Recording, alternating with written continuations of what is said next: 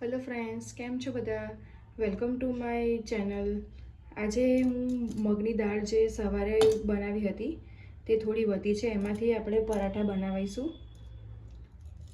તેના પરાઠા ખૂબ જ સરસ લાગે છે. તે તમે કેચઅપ સાથે કે પછી ધાણાની ચટણી સાથે પણ ખાઈ શકો છો. તેને ખાવામાં ખૂબ જ સરસ લાગે છે. તો ચાલો રેસીપી શરૂ કરીએ. તેને બનાવવા માટે મેં અહીંયા વાસણ લીધેલું છે. તેમાં મેં એક વાડકો ઘઉંનો લોટ લીધેલો છે. એક વાડકાની ઉપર થોડો અડધો વાડકો લીધેલો છે, એટલે 1.5 વાડકો મેં ઘઉંનો લોટ લીધેલો છે. હવે તેની અંદર આપણે થોડાક મસાલા એડ કરીશું.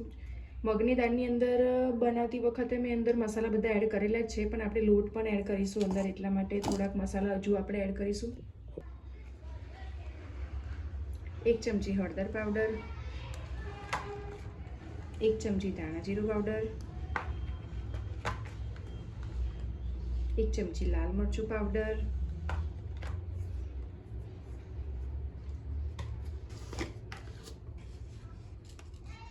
થોડુંક મીઠું એડ કરીશું,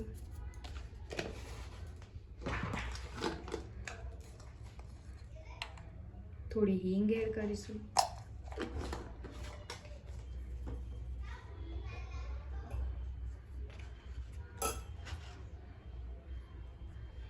અજમો લઈશું.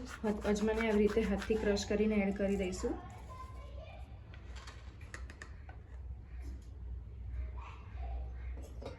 અને આપણી જે મગની દાળ હતી એને પણ એડ કરી દઈશું.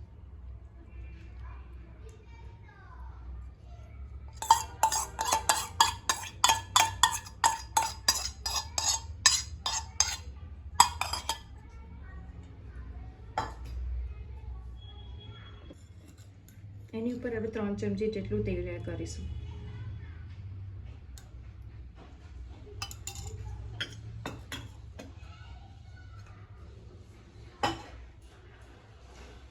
હવે આપણે હાથથી લોટને સારી રીતે મિક્સ કરી લઈશું. હમણાં આપણે અંદર પાણી એડ નથી કરવાનું, જરૂર લાગે તો જ પાણી એડ કરીશું.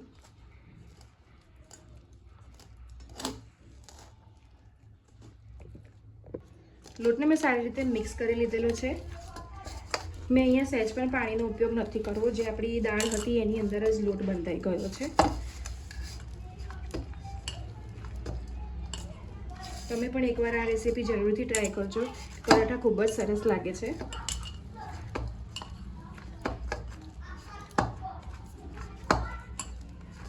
એને આપણે બહુ કઠણ લોટ બી નથી બાંધવાનો અને બહુ નરમ બી નથી બાંધવાનો, અને આપણે મીડિયમ જ રાખવાનો છે લોટને.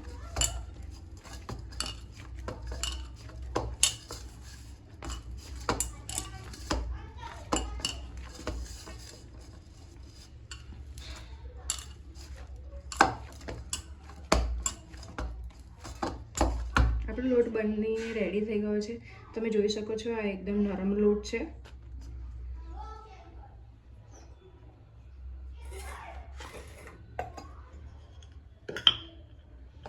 હવે તેની ઉપર 1 ચમચી જેટલું તેલ એડ કરી અને આપણે એને સારી રીતે ચોળી લઈશું લોટના.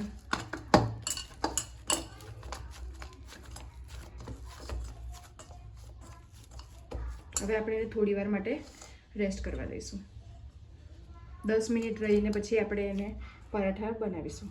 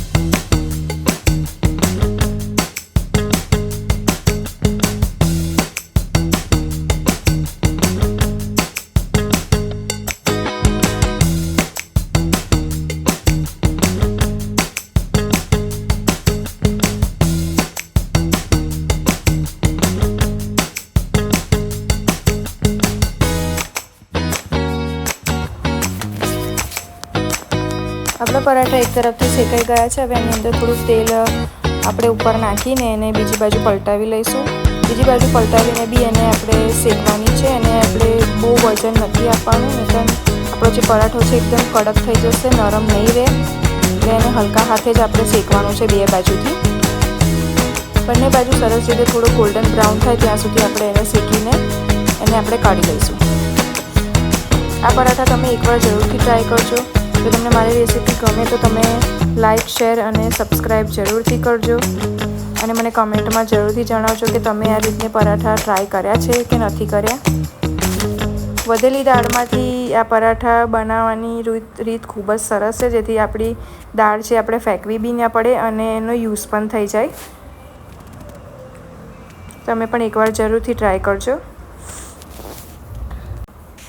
એવી જ રીતે આપણે બીજા પરાઠાને બી મેં ગોલ વણ્યું છે અને આપણે એવી જ રીતે એને શેકી લઈશું. એની પર બી થોડુંક તેલ આપણે એડ કરી અને બંને બાજુથી એને આપણે શેકી લેવાની છે.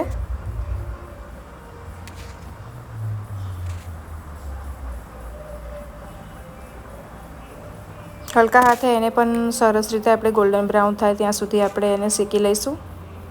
આ પરાઠા ચા સાથે અને સોસ સાથે અને ચટણી સાથે પણ ખૂબ જ સરસ લાગે છે.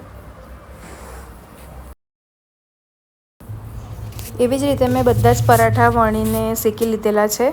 તમે જોઈ શકો છો કે આપણા પરાઠા એકદમ સ્મૂથ અને સરસ થઈ ગયા છે. જો તમે એને હાથથી દબાઈને જોશો તો એકદમ સોફ્ટ થયા છે, કડક સહેજ પણ નથી. તો તમે પણ આ રીતે